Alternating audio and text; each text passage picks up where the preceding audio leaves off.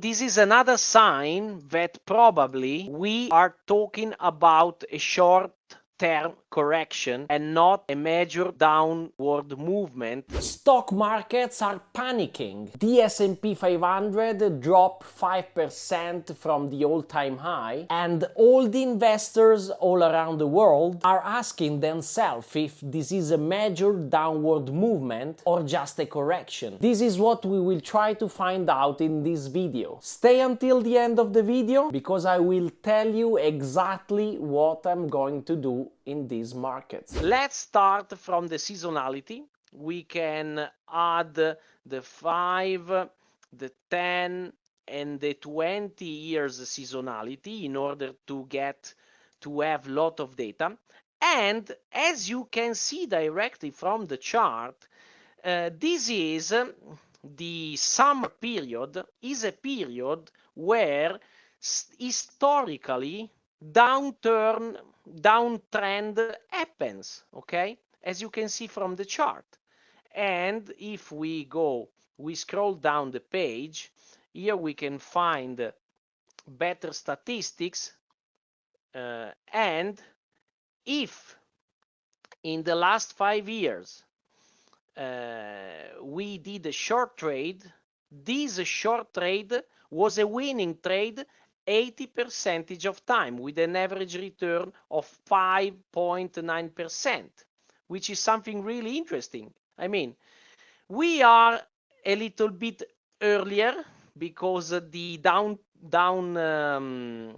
downward movement started just a little bit earlier than what we can expect from the seasonality, but as a season in the real world, they are not very precise, of course, because they can spring, for example, summer can start a little bit before, a little bit later, we don't know. But in this specific period, in summer, let's say, we know that in the past downtrend occurred, okay?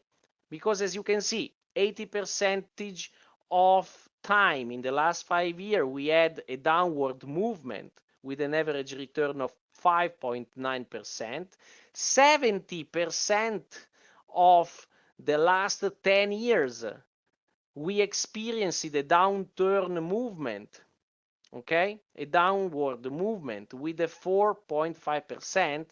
And this is very interesting, 55% of time in the last 20 years we had a downward movement with an average return of 5.4, which is more than the last 10 years. So in this specific period, which is the summer, historically we can expect a downward movement. Seasonality is very clear, nothing strange is happening. But what about fundamental analysis? Is the S&P 500 over or undervaluated? With this drop we had in the last days, at the moment the S&P 500 is undervalued by 5.37%, because fundamentally speaking we are talking about an index which is undervalued. And if something, a stock, an index, something else, is undervalued, investors tend to buy it, not to sell, okay? So this drop in prices occurred not when the index was 25% overvalued, which is something scaring, that can scare the investors, okay? Because if the index was overvalued, okay, this is something potentially dangerous. But in my opinion, this is just a short-term downtrend, and it's an opportunity to buy stocks and to buy the index, because guys, we are in front of an undervalued index, 5.37%, okay? And even if we calculate the fair value only of the 10 biggest stock of the market, and of course we are talking about Apple, Microsoft, Nvidia, Alphabet, Amazon, Meta, Berkshire Hathaway, Eli Lilly, and Tesla, okay, we still have an undervalued index. This is probably not a major downward movement, because we are talking about something which is undervalued. Based on our calculations, the S&P 500 is undervalued. But what the big investors, the big sharks are doing on Wall Street? Let's have a look to the asset manager position thanks to the COT report. If you don't know what is it, is something really interesting, because every week the CFTC Commission publish the commitment of traders, which is a report that, as you can find on their website,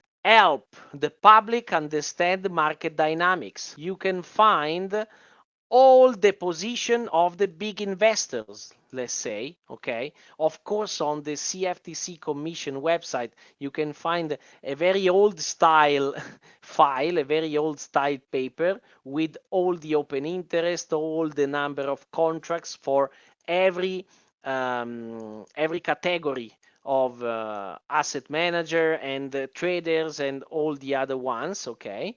What we did on with the Forecaster is take this data, which are free, you can download it by the CFTC Commission, and put it on a, let's say, more usable version with a beautiful user experience.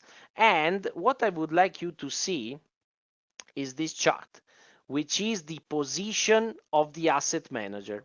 From this chart, we can understand that probably we are in front of just a correction, because, as you can see, the volume, the long position, this is the net position, sorry, the net position of the asset manager and the institutional investors are long, okay, and they are increasing their position, and they have never been so long in the last 10 years, okay? Look, the price is growing, and together with the price, net position, which is growing higher, okay?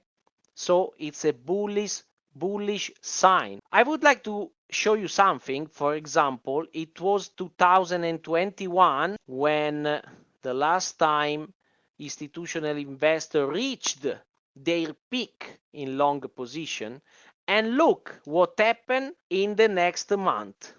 The price was going higher, but at the same time the position were decreasing, okay? Why? Because in 2021, in this specific period, the market was overvalued, something which is not happening now. The market is not overvalued, as we saw, it's undervalued, and the asset manager which are focused on the long term are accumulating, and they are buying even on this drop. So this is another sign that probably we are talking about a short-term correction and not a major downward movement as it occurred in 2022. They have never been so bullish in the last 10 years. This is the exact moment where we do not have to understand to follow our feelings and our fears, and we have to focus on the numbers. If you liked this video, remember it's an extract of our weekly free webinar. It's a free event where we share our best trading and investing ideas for the week. You can find the link in the description to subscribe if you would like to attend it live. If you would like to try the software we used in this video, the Forecaster Terminal, you can try it for free. It's a very powerful software. You can use it on every instrument all around the globe. You can find the link in the description.